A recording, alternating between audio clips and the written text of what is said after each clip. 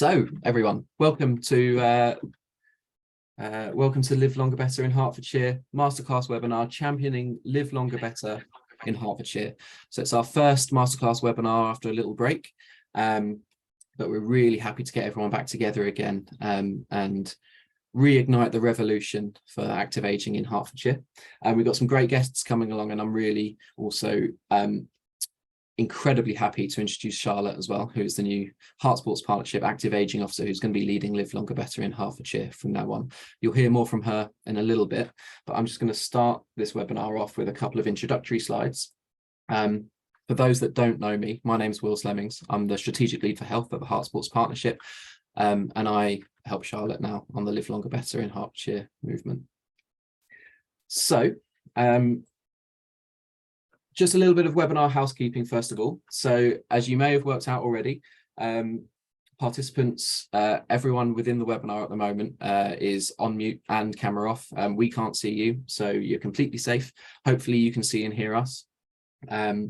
You do, however, have access to the chat and the Q&A function at the bottom of the screen, so please do carry on talking to each other within the chat. If you have a specific question for one of the presenters, please use the Q&A function, because we can make sure it doesn't get lost in all the rest of the chat.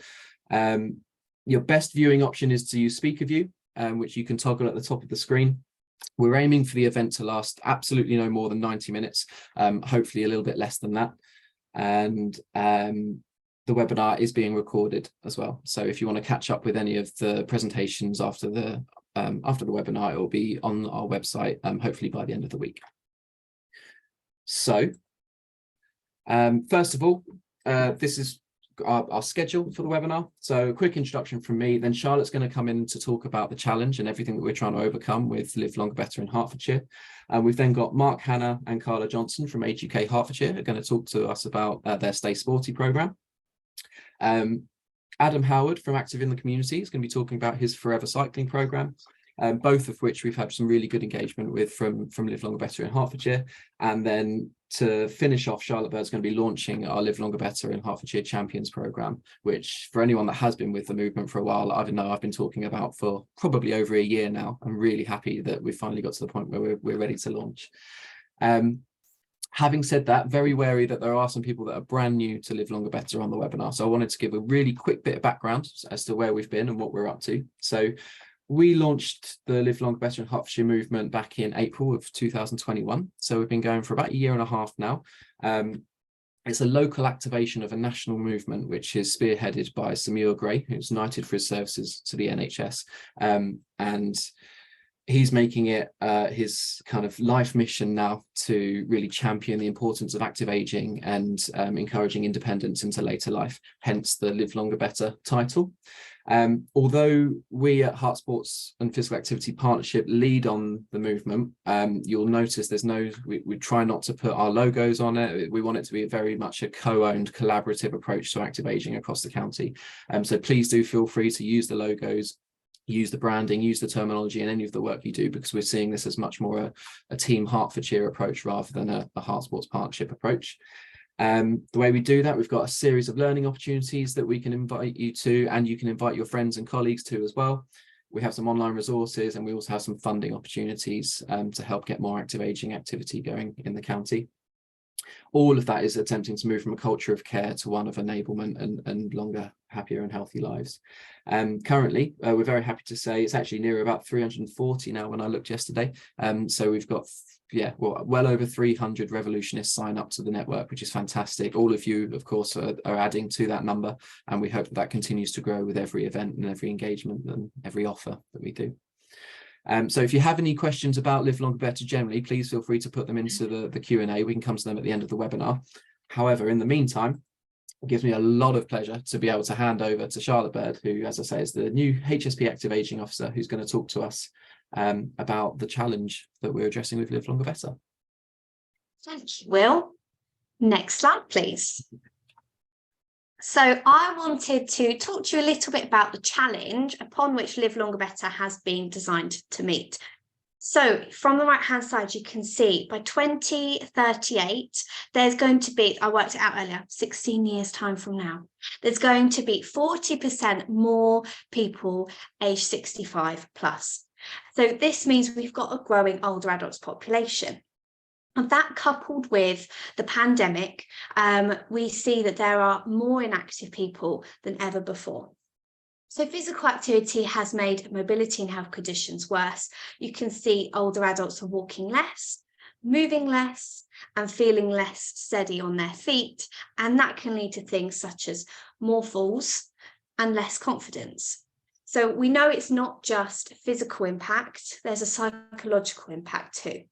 So the psychological impact we can see here, 33% of older people are more anxious, and it's going to lead to people being potentially more isolated or not engaging in activities they might do if they had a bit more confidence or a bit more of a supportive network around them, such as Live Longer Better.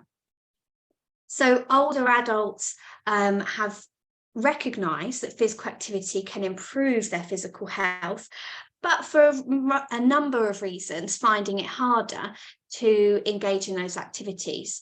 So whether that be because of lack of knowledge of what's going on locally, sometimes we're not always the best at shouting about what we do. So not knowing what's going on, not having local opportunities. Transport we know is a big barrier.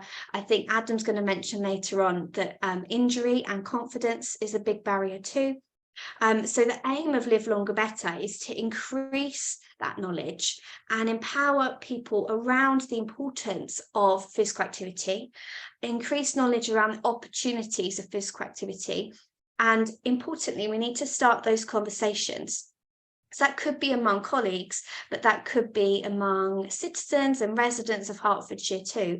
So these are conversations at all levels and are going to have an importance to meeting this challenge. So without that change of approach that Will mentioned, the change of a concept of caring for an individual, doing something for someone, changing that to enablement concept. So helping someone to do something by themselves, or with support rather, we're enabling that individual. Without that change of approach, the pressures on the health and social care sector are going to be overwhelming, and we're already seeing those pressures in our day-to-day lives now. Okay, next slide, please. And next slide again. I decided I deleted this slide earlier. Okay, so our mission in Live Longer Better, it's not just living longer. The clue is in the name, we want to live longer better. So here we're thinking about the importance of compressing that period of time in life when we are highly dependent on others. So we're not just increasing lifespan, we're increasing something we call the health span. So that is when someone is able to do a period in life in good health. They're able to do what they want to do, and they're not restricted by physical comorbidities, for example. So Live Longer Better aims to close that gap of actual rate of decline. So currently we see a downward trend in physical ability, and we want to try and make that to the best possible rate of decline, because we know there's a few different factors that can contribute to a decline in our function as we age, because aging is simply a set of biological processes. They're not the be all and end all when it comes to functional decline. So next slide, please, to explain the other that could contribute to this functional decline.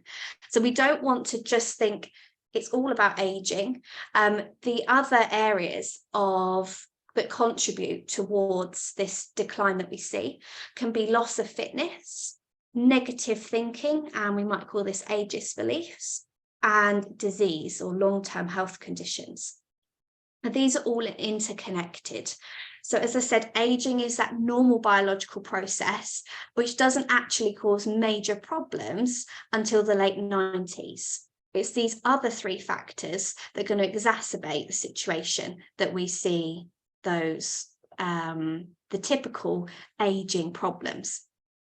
So and just switch into my next side of notes, which is about loss of fitness and how that can contribute to negative thinking. So thoughts about oneself or thoughts about others and what we might expect people can or can't do as they age. That's the negative thinking and ageist beliefs. It could be thought that you should do less physical activity as you age, but in fact it's the opposite. We need to try and do more. So I love when Samuel Gray gives his examples of I can't remember how old he is now, but let's say he's 75 and he does 75 push-ups in the morning, and it was going to be his birthday in a few weeks' time after I spoke to him, and he was going to be 76. So he's going to do 76 push-ups in the morning instead. So it's the idea we need to do a little bit more as we age to try and make sure we have that increased health span. So disease, we know, has a higher prevalence as we age, and it has a big impact on physical ability. So that there's that link there between disease and loss of fitness, because evidence shows adults with long-term health conditions are less active. So we want to try and make in Hertfordshire physical activity opportunities for adults with long-term health conditions. And we want those to be readily available. We want them to be known about. We want people with long-term health conditions to feel accommodated for, supported and motivated to take part. So we do have some great opportunities already in Hertfordshire that are designed specifically for long-term health conditions. Next slide, please. So these are the objectives of the national movement that, of course, we've adopted more locally too. So we want to increase well-being and health span by compressing the period of dependency at the end of life. We want to improve well-being, physical, cognitive, and emotional. So we know it's not just physical activity that makes the difference. It is cognitive and emotional activity too. There's benefits in all activity. We want people to feel and function better. And by doing a physical, cognitive and emotional activity, we can slow down the onset of frailty, dementia and disability. And we've got a webinar at the end of, 7th of December, all about how to reduce our risk of dementia, falls and frailty, and we're having Samuel Gray on that webinar, so please keep an eye out and sign up for that. The other objective is addressing these negative perceptions of aging, so from society's perspective as a whole, and from own perceptions. And you'll be pleased to know our champions training, which I'll go into more detail about later on, does a lot towards changing this perception. And the fourth objective is to reduce the need for health and social care, reducing those pressures, which is where we come back to that concept of care to enablement. So we want people to increase their strength, balance, functional ability in order to regain and maintain independence in areas of daily living. So that's getting dressed, going to the toilet, for example. Next slide, please. So how are we trying to achieve those objectives? In Hertfordshire, we have our dedicated website, which I think all of you have probably visited to sign up to this webinar. And on the website, you can find previous event recordings. This one will be uploaded next week. And we want to use the website and Live Longer Better in Hertfordshire as a movement, as Team Hertfordshire, like Will said, a platform to showcase what everyone's doing. And we want to connect different organisations, because I think you'll agree, a lot of us are working towards the same mission. You might be thinking, I'm already doing Live Longer Better in Hertfordshire. Yes, you are. And we want to make sure everyone knows about it and that we're connected. Live Longer Better has a series of events. So there's national events, which will keep you up to date with if you're signed up to our newsletter. And in Hertfordshire, we have our masterclass webinars. As Will said, this is our first one back after a little break. We've got 2 more before Christmas, and we'll have some more next year. We have our online activity finder. So this is movingmore.co.uk, and personally I think it's a really valuable tool.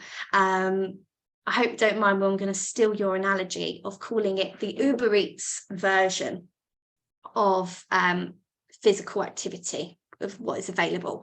So you might go on Uber Eats to see what is available for dinner tonight, or you can go on to movingmore.co.uk to find out what physical activity opportunities are available for you or people that you know, and you can search by location, by price, by age, and you can find what is local to you.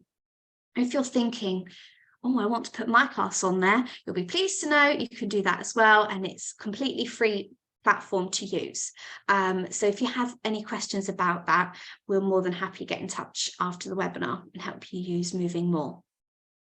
So membership to the movement, you can join our mailing list through our website. It says join the revolution, and that means we're going to keep you up to date with the new opportunities and the ongoing opportunities for Live Longer Better in Herts, and we can advertise your services as well to the rest of the network. And excitingly, we've got our Champions programme launching, which I will speak to you more about later on. And finally, another area of support is our funding support. So next week's webinar is specifically about that and our bid writing services that we have. So that's, in a nutshell, what we're doing. If you have any ideas of what you'd like to see as well, we'd love to hear. Next slide, please. I think I'm handing over to Will. Absolutely. Thank you very much, Charlotte.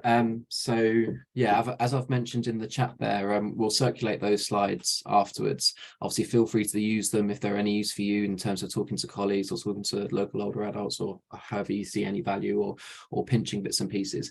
But also, where we've hyperlinked, it might seem a bit strange we've done it as a PowerPoint presentation with hyperlinks, but the idea behind that is we can circulate those slides afterwards and it'll automatically link you to all those different resources that we've spoken about that we think could benefit your work and your work with older adults. So that was a bit of theory about what we're trying to do and a bit of a recap of everything Live Longer Better and where we've been and where we're going to. We thought what would be really valuable now is to hear from a couple of examples of really strong active ageing projects and work in the county, where we've been able to link with both of these organisations since really early on in the Live Longer Better journey, to enable them to be able to enhance, improve, grow or strengthen their work with their existing work with older adults in Hertfordshire, and our ability to just add a little bit more of whatever it is that that may have been missing to take it to that next level. So I think we're going to start by sharing a video. Charlotte, are you happy to still we'll try and share from yours and we'll address it if it's not working. So our first presentation after the video, you're going to hear from Age UK Hertfordshire, which is Mark Hanna and Carla Johnson around the Stay Sporty programme. But before we hand over to them, we're going to share a video that was made of the project so that everyone's got a bit of a flavour of what they're going to be talking about. So if I stop sharing, and then hopefully, while Charlotte's sharing that, if anyone has any questions about either of the projects or the organisations that are sharing their examples, please do chuck them in the Q&A, and then at the end of each of the presentations we'll come to the question and answers. If you have a question about something earlier, then please do also put it in there. We'll come to it at the end of the webinar. Okay. Charlotte, are you happy to give that a go?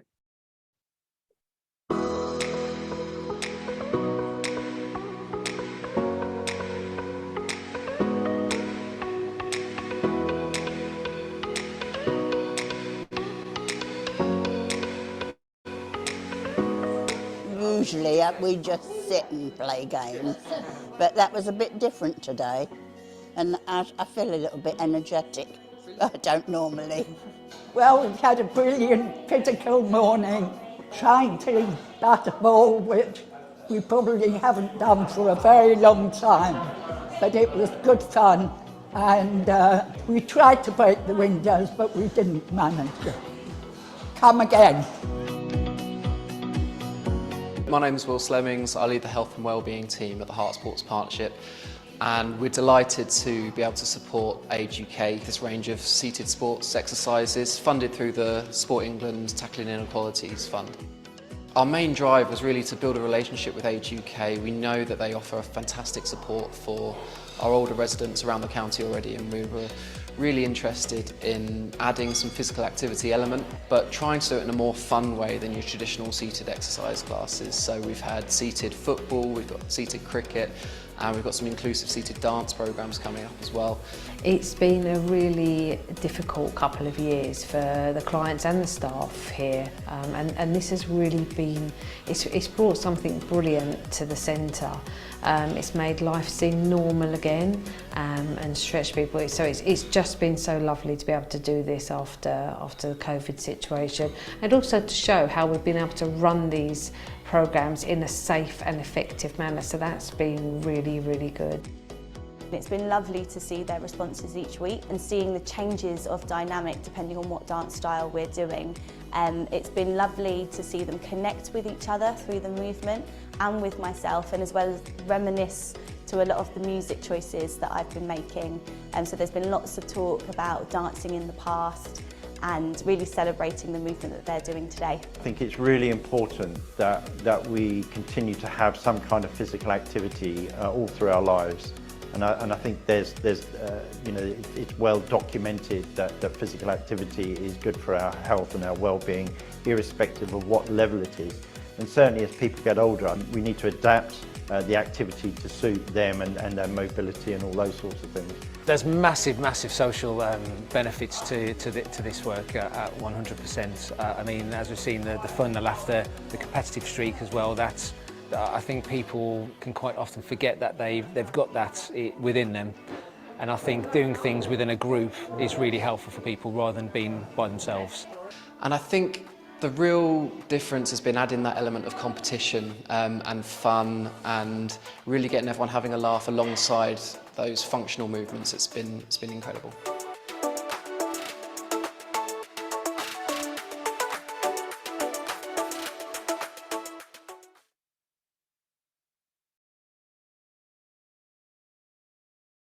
Put myself off mute. Brilliant. So that's a little introduction, but I think to go into a little bit more detail about what was involved in the project and where it came from and where it's going, I'd like to hand over now to Mark and Carla, who hopefully you'll be able to share your slides. If not, let me know and I'll do it for you. Thanks, Will. Yeah, hello everyone. My name is Mark Henner. I'm CEO of Age UK Hertfordshire, and I'm joined by Carla Johnson, head of health and wellbeing for Age UK Hertfordshire. And so we're just going to go through a couple of slides, which kind of furthers on from the video clip that you've just seen. Can you see that? Will, is that visible? Yeah, perfect. Yeah, cool. Okay. Yeah, so the Live Longer Better campaign, we joined the launch in April 2021, and it was very much around recognizing that there had been a period of physical deconditioning, particularly with older people during the COVID lockdown periods and the pandemic itself, purely because these people were at higher risk of lower levels of physical activity generally anyway. And so to not have those opportunities provided, the extent of their deconditioning would obviously worsen to a point where, you know, they would be very concerned whether it would be past the point of no return. And so there was this movement, Live Longer Better movement, which is designed to raise that awareness and really try to coordinate activities to be kind of re-established, but also new activities. So we worked with Heart Sports Partnership to apply for some funding, namely the Tackling Inequalities Fund, which was available last year. And we kind of joined forces to apply to our respective national bodies where this funding was able to be accessed. And with the support from Heart Sports Partnership and their excellent bid writing team, we were able to be successful in awarding that funding. Now that helped us with the kind of project that we had in mind at that time, which was around having inclusive physical activity programs within our existing clubs.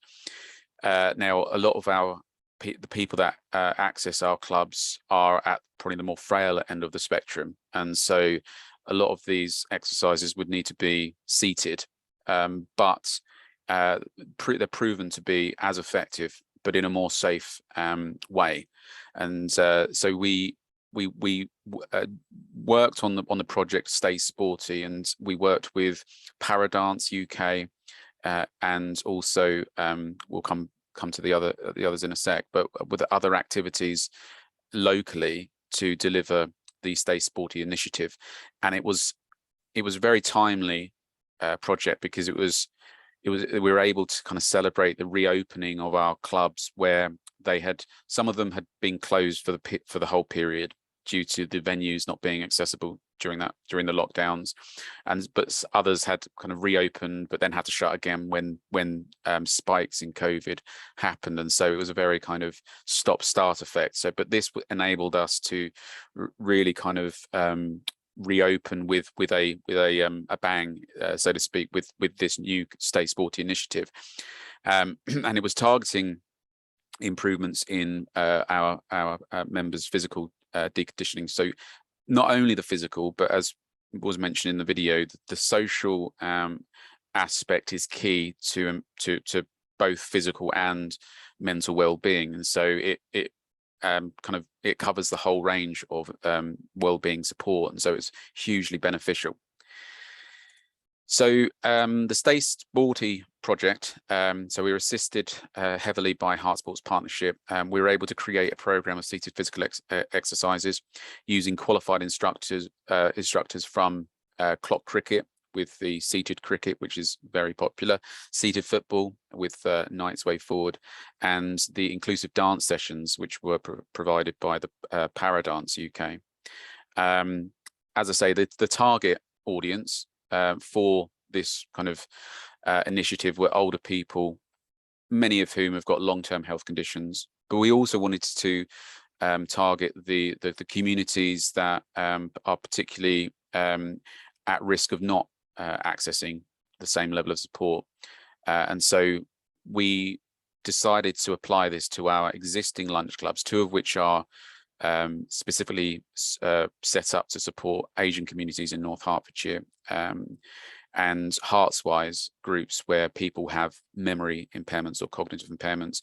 Don't have to have a diagnosis of dementia or MCI, but a lot of the people that attend those groups and do have those conditions. And so we felt that those groups were very appropriate for the delivery of this project, the Stay Sporty project. And so what we did is we with the funding that we were able to access, used the services provided by Seated Cricket, Seated Football and Paradance UK to deliver so every group got at least one of each of those sessions. So they had a minimum of 3 per group, and that was across the 29 groups, the 19 lunch clubs and the 10 Heartswise groups across the county of Hertfordshire. And so the funding was there to cover the cost of the instructor, the equipment that we'd be using, games equipment, and also additional training with Paradance UK, because there's an option there where they can upskill your staff members to be able to deliver sessions, Paradance sessions, after their involvement. So in total, we delivered the program to the 29 groups, and as I say, they each had 1 of those sessions, so a minimum of 3, and they went down really well. We anecdotally saw the benefits for the members of our clubs in terms of what they received from that. The social engagement, the fun that was had was great, but we wanted to make sure that there was some kind of objective evaluation from both the staff who facilitate the groups and the volunteers that facilitate the groups, but also from the people that took part in the activities who come to the clubs. So what we wanted to do is we wanted to ask questions around enjoyment of the session. Did you enjoy it? Have you done this before? And would you do it again? And now what we found with all of the members that took part in these sessions across the 29 groups is that every single one of them said they enjoyed it. Every single one of them hadn't done this type of activity before in the sessions, and they all said that they would like to have it again. So hugely positive and hugely beneficial. So as the video shows it was a very popular and successful project. So when we asked the staff about their feedback, some of the staff felt that it needed to be longer and it needed to be earlier in the day, because a lot of our sessions were in the afternoon, and particularly with the Heartswise groups where people attend and they've got cognitive impairment, tiredness towards the kind of latter stages of the day is a factor. And so in retrospect, we would obviously we want to do these again, and our kind of learning from that would be the timing of the day and the length of the sessions. I think the sessions ran for about 45 minutes to an hour, but it felt by all that it wasn't long enough. So we've learned from that. But conversely, the kind of feedback from staff and volunteers was that the instructors who came were excellent, very knowledgeable, great with people, and really there for the right reasons, to have that positive experience, and they're very, very good at what they do. And so we would absolutely recommend using them in any other projects or activities that you do. And I think we're all a bit surprised around the amount of fun that we had. Obviously, there's the impact of post-COVID lockdown kind of recoil effects to that, but I think it was definitely a hugely well-received project by both the people that attend the sessions and the people that facilitate the sessions. Our learning as an organisation, and I think Carla will probably agree on this, is that to go for the size of the project that we did with the 29 groups, having 3 sessions at least with each group, and the coordination of that was a bit ambitious, but we were really kind of eager to get something rolled out as widely as possible. But yeah, I think that was definitely something that we found challenging. And what it kind of showed us, we've always had some seated activities in the past with clubs, but having these kind of sporty activities together combined were really, really powerful.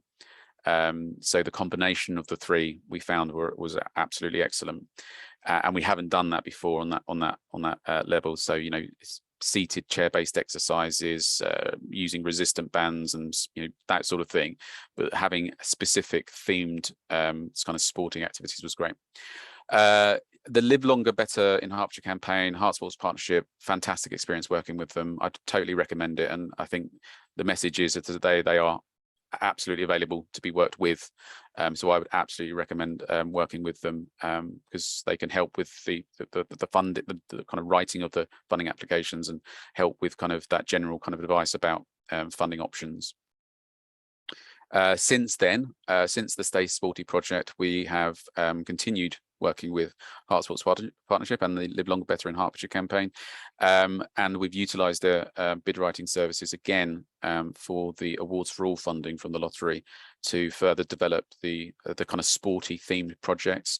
And so we're now focusing on falls prevention and boccia, which is the kind of modified indoor bowls. I've oversimplified that, but it's the modified indoor bowls activity. But so we're aiming to continue the work that we've completed with Heart Sports Partnership as part of the campaign from the Stay Sporty project to further develop the offer. And so from our point of view, we would strongly recommend doing the same if you're in that position. And I think, yeah, that's it. So I'll stop sharing now, and over to you, Will. Brilliant. No, that's fantastic, Mark. It's really useful to hear about projects from your side of things, and that kind of being on the other side of the relationship. And I think what's really nice with this example is it's that from a Live Longer Better point of view, everything we were trying to do when we first started the program was we knew there was some really good activity going on around Hertfordshire already. We're quite lucky as a county that we've got quite a lot of provision, but we know lots of things are going on kind of in silo, and we as a physical activity organisation know that we can be that connector role, and that's everything. Again, Live Longer Better, we're trying to get people collaborating better. We know that we had instructors that would love to be working with more older adults. We had Age UK that have got the older adults that would love to be doing more physical activity, and we've got funders that would love to be funding more activity. And if we can bring those 3 things together to create something far more valuable than any of them could do in silo, that's the perfect arrangement for not only us as an organisation, but Live Longer Better as a network, and everyone, because everyone it's achieving the things that everyone wants to achieve. So thank you very much for coming along to talk about that. We haven't had any questions in the chat or the Q&A, so you've got off lightly there. But if you're happy to stay until the end of the webinar, we may get some come through. So if anyone does have any questions for Mark or Carla, and Carla's got away lightly, but she was very much the boots on the ground and the one running around, kind of pulling her hair out a little bit, trying to get all these sessions running, and did a fantastic job. So if you've got any questions around the project itself or AGK's wider work, then please do pop it in the chat and we'll come to them at the end of the webinar. For now though, I'm gonna invite you guys to kind of disappear as you have, and bring Adam Howard into the webinar, and I'm just gonna check that I can share my slides, which should be being shared now. So Adam, over to you. I'll let you introduce yourself. Yeah, hi everyone. I'm Adam Howard from Active in the Community, and I've led on our Forever Cycling East Herts project. So what I'm going to try and do is give you a little flavour of what Forever Cycling is and what we've managed to achieve in the last just under 12 months, obviously working alongside Will and Charlotte and the Live Longer in Better in Hertfordshire project. So I was going to quickly explain how it works, but similar to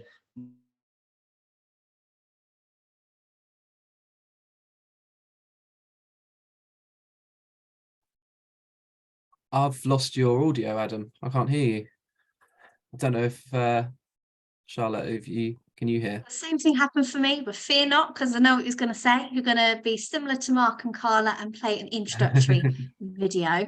So we'll do that, and then maybe after the video, your sound will have miraculously reappeared. Okay, I'm just going to share my screen and share your video.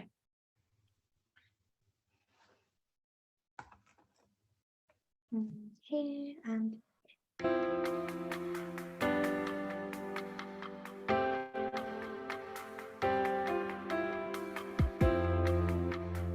Hi, I'm Adam from Active East Herts. I'm the project manager for Forever Cycling East Herts. We use virtual cycle routes to project a route onto a screen, which means people can travel all around the world from the comfort of their local community centre, library or residential home. Whilst watching the routes, users cycle on the floor pedals, which means they're getting their physical activity whilst watching the route.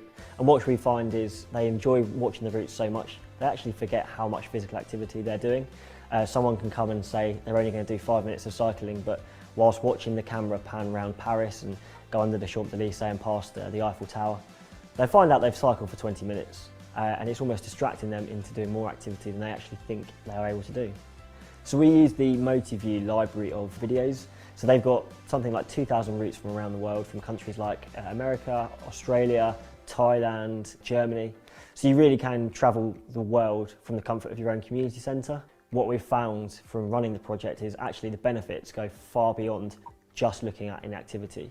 We've seen friendships formed from people who are probably quite socially isolated, and I think having the route on the screen really helps build those friendships. It gives people a talking point. Whilst cycling through London or past Big Ben, people naturally start sharing stories of times they might have been in the city, memories they might have from those places, and it's a really easy way to form a shared experience and start building that friendship connection. And the other great thing that we see through it is reminiscence.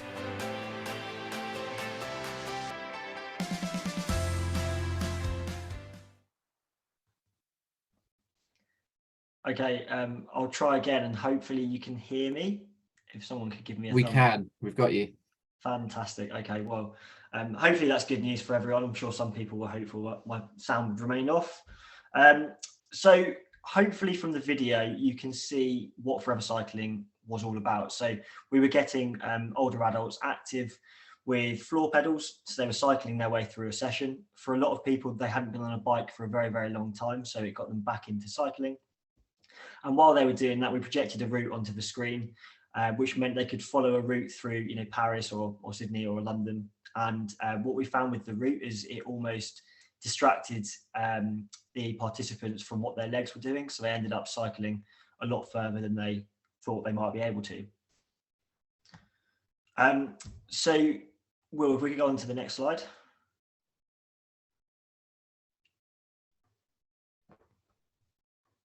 And then the next one. Magic. So after the COVID lockdown, as a business, we were looking at how we were going to re-engage the people we'd lost contact with over the last couple of years. And we wanted to do something that was a little bit different and a little bit innovative.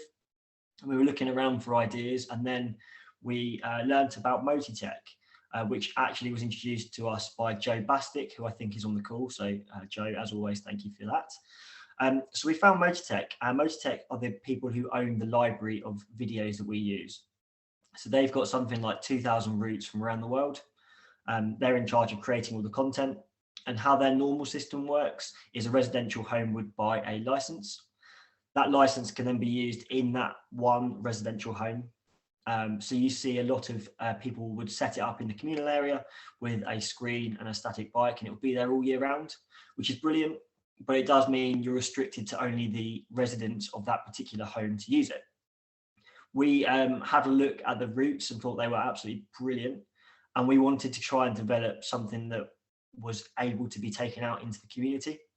So we spoke to Motitech, and they managed to grant us a community license. So what that meant was we could pop up in Hertford Library, which is the picture you can see on your screen in the morning, and then pop up in a community centre later that day. So we were able to take it away from a one venue method into a kind of multi-venue community project.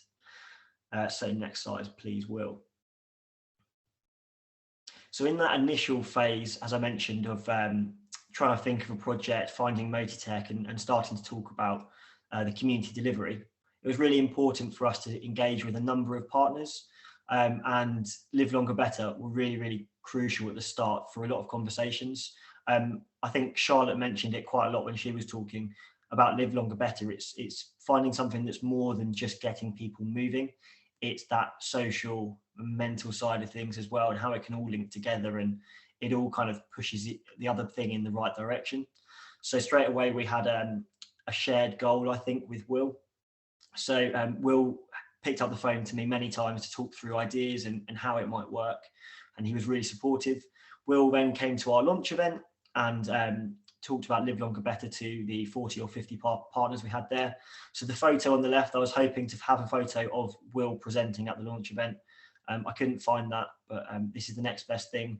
And yes, I am available for Photoshop workshops if you would like me to, based on that logo. So Will came to the launch event with us, and off the back of that, we had a load more conversations on how we were going to roll this out. Will then helped in terms of put us in touch with other partners that we hadn't engaged with at that point. And Will mentioned earlier the role of Live Longer Better and Heart Sports Partnership are being those connectors. And I think that was definitely seen in those first few weeks of the planning phase for Live Longer Better. And then similar to what Mark and Carla were saying earlier, just the connections into funding that Will had were invaluable at the start. I think, again, anyone who set up a project knows that a lot of the time is spent looking for funding, worrying about funding and writing funding bids, and having Will's support there really made that part of the process a lot easier. So definitely at the start, Live Longer Better were really crucial partners for us to design what was going to be delivered. So once we'd got our delivery method sorted, we actually started delivering in February of this year. So it was a complete pilot at that stage. It hadn't been done in the community before, and we rolled it out straight away into 6 venues. So similar to Carla and Mark, it was a little bit ambitious to go for 6 to start with probably, but we wanted to try and offer it in a number of different settings. So you've seen a picture of the library. The picture in this one is Little Haddon Village Hall. We also operated in Leaside Church in Ware, in a Clarion Live Smart scheme, and then in Havers Community Centre as well. So we delivered from February through to November. So the last sessions of the year are actually next week. In total, we visited 12 venues, which includes some pop-ups we did, 34 weeks of delivery. So it should have been 36 or just over 36, but we lost a couple of weeks where unfortunately I got COVID, so obviously couldn't deliver. We lost a couple of sessions to the heat wave, and then we lost a couple of sessions with the sad news of the Queen passing. So we didn't quite make the full term of delivery, but we got close. And as I say, that was made up of a mixture of weekly sessions and pop-up sessions. So sessions ran for about an hour. We did 2 routes per session. Most routes were around about 20 minutes. So people would come in, they'd do a 20-minute route. We'd then break in the middle for tea, coffee and biscuits. Biscuits were very important, I found out. And then we did a second route as well. So they got 40 minutes usually to cycle, 20 minutes to socialise. But that really did kind of cross over. You had some people who would cycle for almost the full hour, and you'd have some people who would cycle for 5 or 10 minutes and then would happily sit and chat for the rest of it. So we kind of developed that as we went through. The idea of the project was to try and engage physically inactive older adults. That was it. It was getting people active. And on the next slide, Will, I think you'll see that we managed to do that. So we managed to reach over 185 unique participants, which we were really, really pleased with. The age range was 58 to 94. And I think the really great thing about the number of unique participants, and that potentially would have been higher had this figure been lower. So 66% of people who came attended more than one session, and the large majority of that have stayed with us throughout. So at the Hertford Library, as an example, we started with 4 regulars. We did our last session on Tuesday at Hertford Library, and 3 of those 4 are still with us in November. So we managed to retain really, really well. We also really managed to engage with people living with long-term health conditions. So 59% of people said yes, that they were living with a long-term health condition.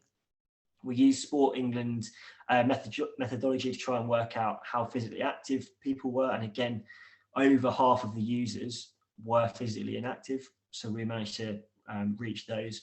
And then in total, we had 785 attendances. So that's over those regulars that came every week and those that tried a kind of one-off pop-up. Our findings were really, really interesting. And I think some of them were probably expected and some of them caught us off guard a little bit. So we asked the question, what is your barrier to attending physical activity sessions? So not specifically our questions, just sessions in general. And for anyone who doesn't know East Hertfordshire, it's an incredibly rural district. So we thought the big barriers would probably be transport and then cost. But confidence came out as the biggest barrier by quite a long way. And that was just people not feeling confident after being locked down for so long to walk into a venue they weren't particularly aware of, into a group they didn't know, and an instructor they hadn't met before. So it was really interesting to see that come up as the most frequent barrier rather than, as I say, the transport cost that we might have expected. The other thing was social media isn't king. So we also found out where everyone had heard about the sessions. A really, really small fraction of people had heard about us through social media. And most of that was where younger kids had found it on social media and passed it on to older relatives. So I think it really reinforced that as much as social media is the new giant in the marketing world, you've got to remember with these age groups, it just isn't there yet. And word of mouth, local newspapers, that kind of thing is still the best tool we have. And then the next point was we asked, what was the reason for people coming? And naturally, exercise was the most popular reason for coming. That's to be expected. And I'll touch on that again in a few minutes, but companionship was a close second. So I think a lot of people realised that actually they were there for social elements as well as physical activity. So I said that when we were looking at this, we wanted something that was a bit new and a little bit unique. So we have found a few things that have made this a little bit different to anything that I've worked on before. And the first thing was partner working. So I mentioned how heavily involved Will was in that planning process, but there were 30 or 40 partners from very early on that really engaged with the project. But I think the big thing for this was it wasn't just that initial engagement. A lot of the partners have since come out and seen us at sessions. They've referred people into us. They regularly reach out and ask about other venues we could work at. And someone like Joe Bastick, again, Joe's been to almost every session that we've run. Some of the social prescribers, so another point on the social prescribers, they've engaged really, really well with this project. But again, the difference that I've noticed is they've referred people into the project and they've then followed up by coming to sessions themselves. So 3 or 4 of the social prescribers we see at regular sessions, and for them, it's probably quite an easy way to keep in touch with 5 or 6 different people in one go. especially over at Hertford Library. Dee and Sandra, at one point, they must have accounted for about 70% of the participants came through those two social prescribers. So it was a really easy way for them to be in touch with lots of different people in once. And then I can't think of a better way of saying this, so I've gone for a triangle of goodness. If anyone can think of something better, please let me know. But this project really ticked physical activity, yeah, definitely, but mental stimulation, especially through the routes that was generated, and then that social inclusion. And I think the great thing about Forever Cycling is it didn't just play lip service to those three things. I've got examples, and I could go on for hours about all the examples of where those things have come into it. And the big one at the end is friendships. So again, I've got lots of examples of friendships that have kind of grown and transcended the sessions. But the best one I'll give you is there's a little group at Hertford Library who come to my session. They have a cup of tea and biscuits, and then straight away after the session, they walk straight into Wetherspoons and have lunch together. And I just think that's perfect. That's absolutely brilliant. They're coming for their physical activity. They've now formed a bond, and they go and have lunch every other week at Wetherspoons in Hertford. So it's really kind of hit that friendship element that we wanted to. I realise that I'm starting to run over, so we'll quickly skip through these last couple of slides, but things that partners have said, I'd say the partners have been key. I won't make you read all of those. You can probably just pick out a few bits and pieces from Claire, who's been a powerhouse, Joe, that I've name checked a few times, and then David Rudd on the end there is from Hertford Library. So the library have been fantastic to work for, and he ticks on that social isolation issue. And then, as much as the partners are important, probably what the participants have said is even more important. So the one on the left, this was a typical person who came to the session and said, look, I won't be able to do this, but I wanted to come anyway. And the whole group were so invested that the bikes will count how many revolutions you've done. And they all gave her a really big cheer when she reached 1,000, which at the start of the session was something that she didn't think she would achieve. The middle one, that second word, confidence, is giving people confidence to go and find other activities to do.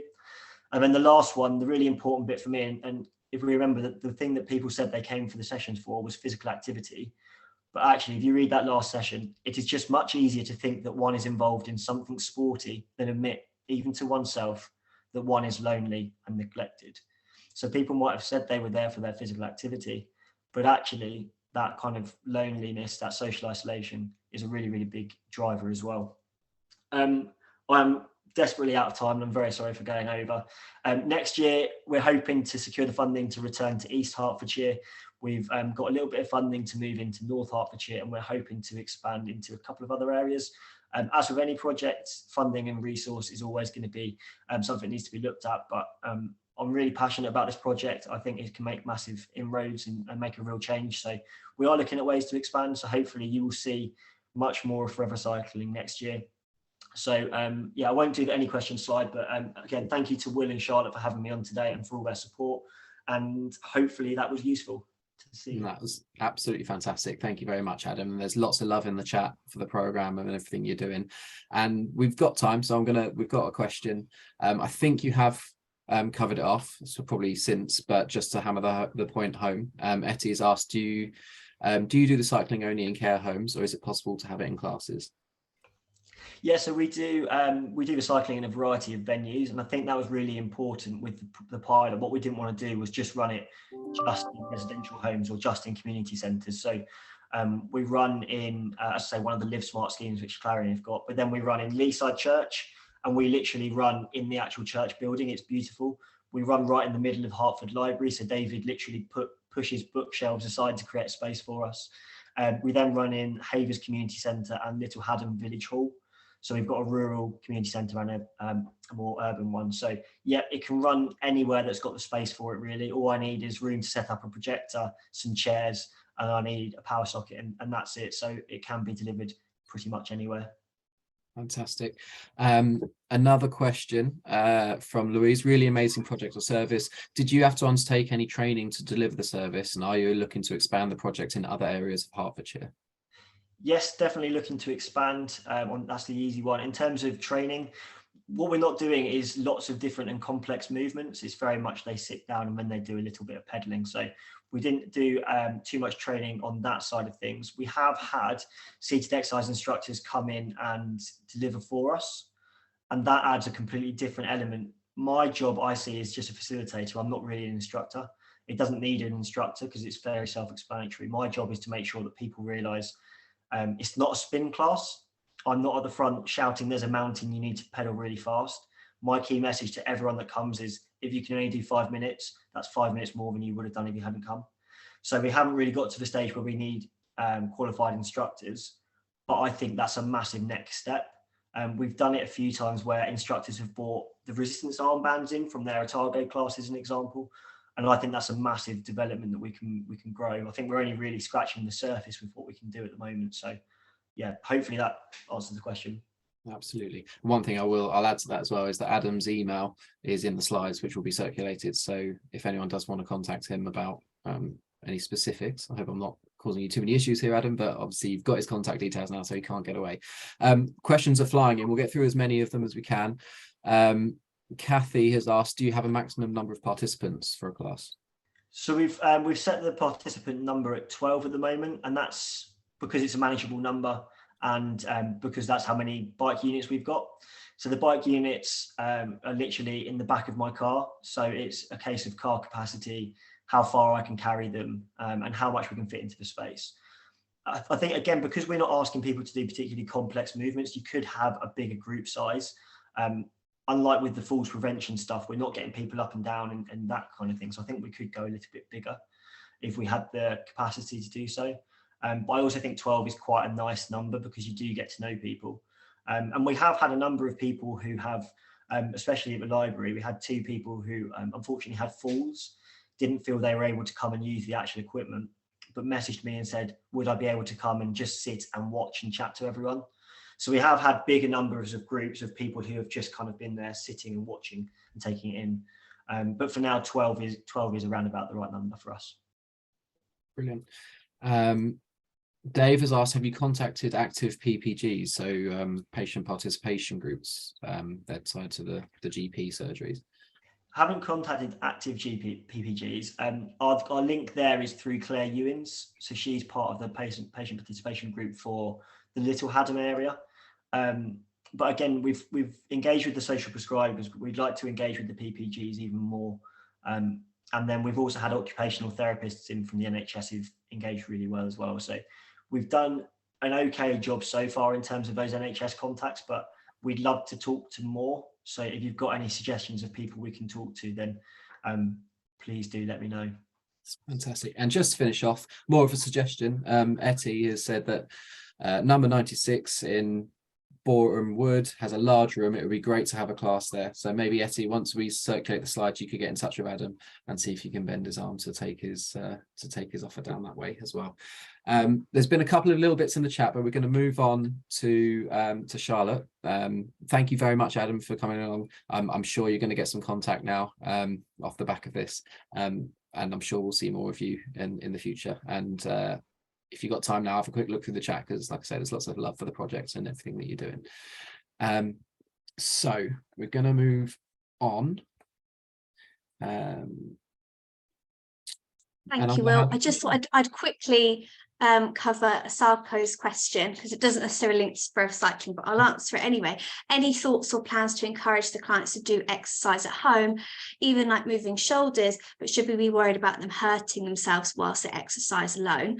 You'll be pleased to know that those sort of exercises, the core exercises within chair-based exercise and strength and balance, are very functional, and they are safe, and they are recommended. So what I'm going to do is I'll pop in the chat a link to HCPA's resource library. Equally, if Hannah or Leah or anyone else in the call has links to resources that you might be able to then share a Sarko with some of your clients for them to print off or look at home, it's very much encouraged, because every movement helps. The more the better. So thanks for that question. But drum roll, I'm very, very excited to tell you about the launch of our Champions programme in Hertfordshire. This is something that we've waited a long time to do. So this is very exciting. And what is the Champions programme? So it's a comprehensive volunteer training package. And we've got this in partnership with the Optimal Aging Programme, who is led by Sir Muir Gray, who I mentioned earlier.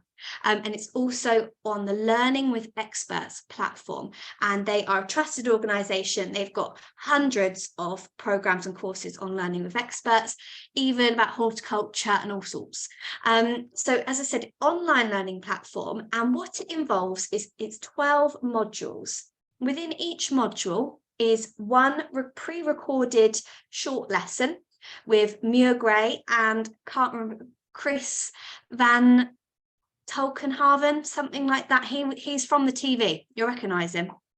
So we've got a recorded lesson, supplementary notes, and there's a little assignments bit at the bottom. And those assignments are linked, of course, to the module, but I think more valuably linked to our local community. So it'd say something like, find the contacts for the local yoga and Pilates instructors. In Hertfordshire, what we're going to do is a bit of wraparound support with completing this programme. So you can learn at your own pace. You can do it by yourself because it's online. It's not a timed thing, but helping with motivation-wise, helping with sharing each other's experiences and knowledge, we're going to have reflective sessions. So what you'll do is you'll have 3 weeks to complete the first 4 modules of the programme. Then we'll all meet online for a reflective session. I say all meet online, 15 to 20 of us, so it might be a few different meetings. Reflective session where we share what we've learned. And then we do that again until all 12 modules have been completed. And in these modules, you're going to learn about the concept of enablement. You're going to learn why moving more is vitally important when it comes to aging. And crucially, practically, how we're going to communicate this, how we're going to start these conversations. Your mission as a champion is to share the message, having those conversations and help culture to shift and the network to grow. Thank you, Will. Next slide, please.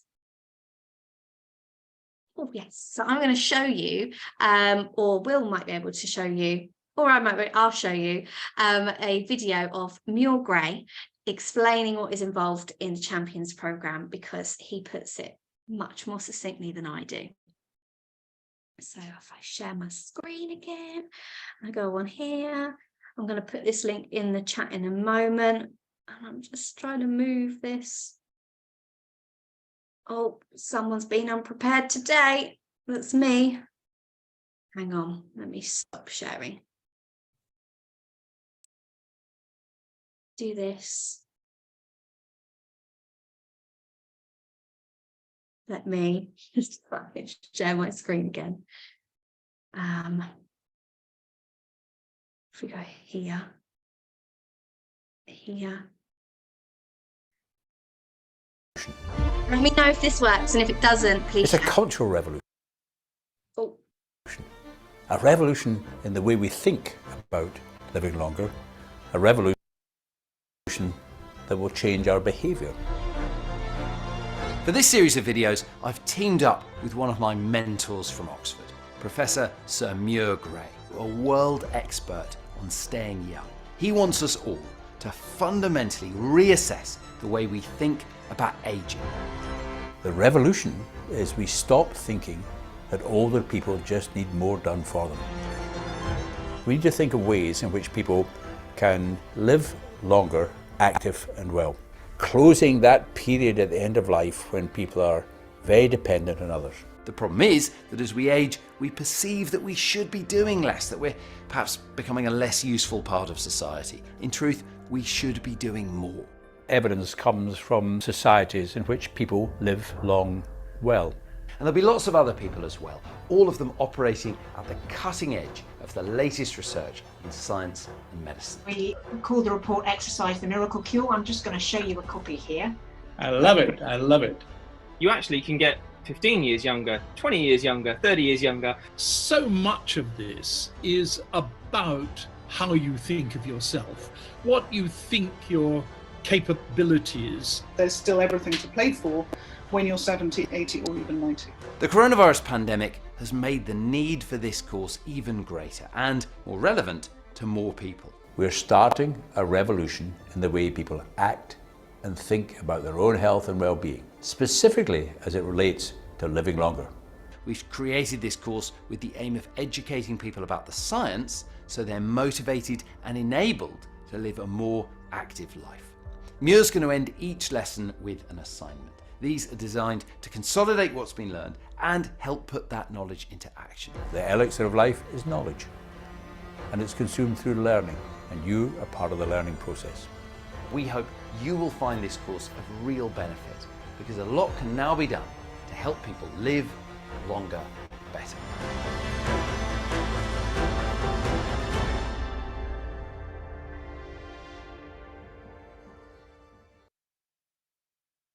There we go. So quite dramatic. I hope you're all feeling pumped up and excited.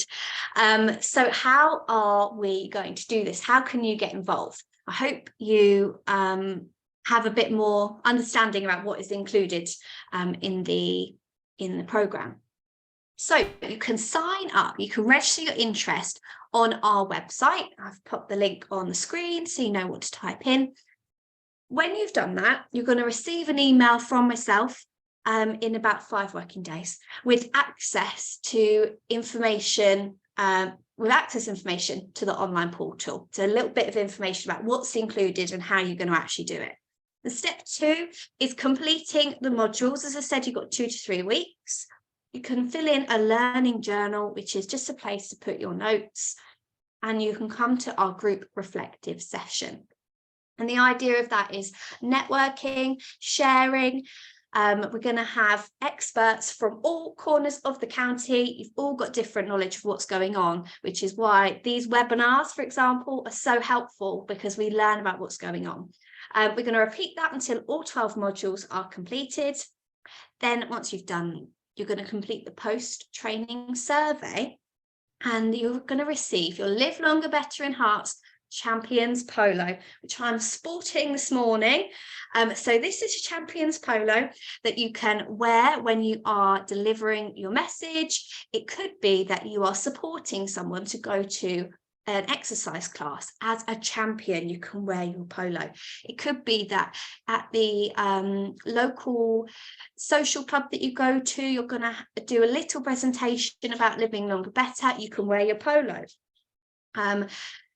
When you have completed the program, the course, you're going to gain access to a champion toolkit, and that's going to be helpful ideas about what you can do as a champion, how you can implement the Live Longer Better message. Step 4 is actually the implementation stage. So you need to raise awareness and support the revolution. By doing that, you'll be facilitating discussions around Live Longer Better, changing that culture from care to one of enablement, and you're growing the Hertfordshire network. But who is this aimed at? It's aimed at anyone with contact with older adults in Hertfordshire. You could be an older adult yourself, you could be a professional, you could be a volunteer, a leader, you could be paid carer, you could be an unpaid carer, you could be a bus driver. I don't mind, I'm not shutting the doors to anyone, because I think everyone should be involved. Everyone has the right to the knowledge, and knowledge is power. So anyone who wants to do it can do it. In return, you're going to help us spread the message and help us help everyone live longer better. Okay, next slide. So that's about the champions. Pop your questions in the chat if you have any. Just want to let you know that upcoming, we've got 2 more webinars before the end of the year. Next Thursday is about active ageing funding, sharing our bid writing service, and the Together Fund opportunity as well. And we're welcoming other organisations who have benefited from the service, and they're sharing more fantastic active ageing projects. So if you really enjoyed hearing about Stay Sporty and Forever Cycling, which it appears you did from all the chat, and you're going to find out some more brilliant ones next week. On the 7th of December, we've got How to Reduce Your Risk of Dementia, Falls and Frailty with Sir Muir Gray. He's presenting about his Brain Ability programme. So I highly recommend coming to that if you want to learn about what does brain ability mean. He likes to make these words, they make sense, but health span, for example, that's his invention, and brain ability is another invention of Sir Muir. So we're going to understand how to use activity to reduce risk of dementia, think about falls risk factors, frailty characteristics, and ways to reduce our risk. As you can sign up on our website, and it's the upcoming masterclasses webinars tab. Key messages I want you to take away from this webinar. Everything Mark, Carla and Adam and Will have said. We want to try and increase health span as well as lifespan. So we want to compress that period of life of high dependency. And we're doing that through all forms of activity. Today we focused on physical forms of activity, but I'm sure you'll all agree there's a lot of social activity involved in the examples that we've heard about. We want to shift negative thinking from aging to celebrating longevity. That's what we want our mindset to be. We want to improve levels. We're moving from deconditioning that we've seen from the pandemic to reconditioning. And we are working collaboratively, cross-sector, because we've all got similar interests and missions. The whole systems approach is more sustainable. So to become a champion, it's livelongerbetterinhearts.co.uk/champions. If you have any questions, you can drop me an email. If you are thinking, oh, I know someone who might want to be a champion, you can send them the recording of this webinar, if you like, when we put it on the website next week. Or you can send them directly to the champions page. And as I say, anyone can do it. They've got to have contact with older adults, and they've got to want to try and spread the message and embody our live longer better approach. Other than that, I think that's everything from me. So I'm just checking the chat. I'm going to pop in, Charlotte. Oh, yeah. Sorry, I was just going to tell you the same question you've got. So I'll ask it, you answer it. So we've got, how long in time is each module? And would the opportunity be repeated after the first 12 modules? Okay, so first question, how long in time is each module? Each pre-recorded video is roughly 10 minutes-ish. Then you might have a few more minutes, another 10 minutes to read those notes. It might take you half an hour or so to do the assignments, but you can do it at your own pace. Yeah, I hope that answers that question. Would this opportunity be repeated after the first 12 modules? In terms of redoing the 12 modules, there's probably not much benefit in that because it's exactly the same thing that you've already learned. But I hope I've understood your question correctly, Kathy. I think so. I thought, and it might be in terms of, I think you've already answered it, but because these are done at your own pace, it's obviously someone might be doing the first module while someone else is doing the 12th module. So the opportunity is ongoing. So there's no sort of defined start and end point. And then you can dip in and out of Charlotte's reflective sessions as well. Yeah, so don't worry about when you start the cohort or the program. You can start at any time. It's a rolling thing. It's not one opportunity. Yeah, thanks, Will. No problem. And to finish, we've got one other question, which it was actually the first question that came in. Sorry, Naomi. And I think it's probably one that we'll take further offline if you want to. But do you recommend any instructors, as there are lots of community groups who support older population and would benefit from chair-based exercise and gentle exercises? I mean, I can come in there. Yes, there's loads and loads of instructors, and that's exactly what we're trying to do. For example, the organisations and individuals that engage with the Age UK guys and on the Stay Sporty programme, we're more than happy to link you into any of those. We've got, I know on the call today, we've got Hannah and Leah from Stevenage FC Foundation who lead on our strength and balance classes across the whole county. So there's one in every local authority area across the county every week. And they've got a whole network of falls, strength and balance instructors, postural stability instructors, and we would thoroughly recommend them. There are loads and loads. that we won't be able to go through today. But if anyone does want to link in with extra instructors or extra specialisms or extra funding, please do reach out to us, because that's what we're here for, to connect you to the opportunities. When I read that question earlier, Will, what sprung to mind, because I think it came in when Stay Sporty were discussing their project, is I think Mark mentioned the opportunity for Paradance to upskill your own staff as well to be a Paradance instructor, or a Paradance facilitator perhaps. So that might be worth something thinking about if you wanted to upskill your own staff for your own community classes. Absolutely. Does that help? So I think, apologies if we've missed any questions. We'll go back through afterwards, and if we have, we'll get back in touch with you.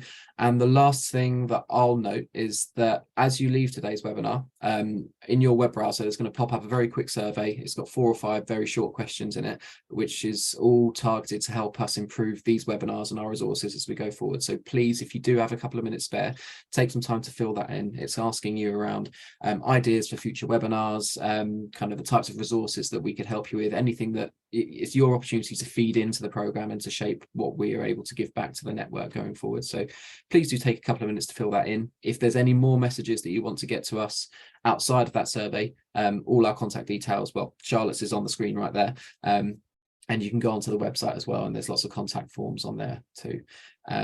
So unless there's anything else, are we done, Charlotte? We're done. I just wanted to shout out that Etty has gone to one of the Stevenage Football Club Foundation's strength and balance classes. So I'm really pleased you've been enjoying that, Etty. And if you want information on more of those classes, we can pop it in the email that we send around after the slides, when we send the slides later on. Brilliant. Thanks very much, Charlotte, and more so, thank you everyone for coming. It's really great to see so many people coming. Thanks to all our speakers that have come to present today. And like I say, keep an eye out. Please do come to the events going forward. And any questions, any contact, any assistance that we can be, please do get in touch. And apart from that, have a great rest of your day. Thank you much, everyone.